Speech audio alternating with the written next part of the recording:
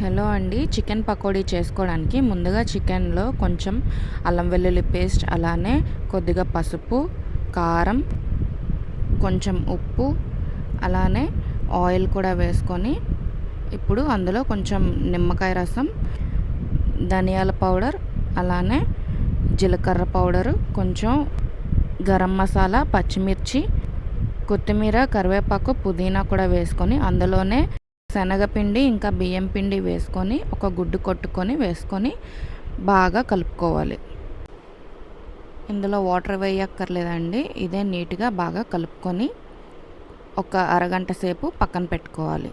ఇప్పుడు కడాయిలో ఆయిల్ వేసి బాగా వేడెక్కాక స్టవ్ మీడియంలో పెట్టి ఈ ముక్కలు బాగా వేగే వరకు వేయించుకొని సర్వ్ చేసుకోవాలి.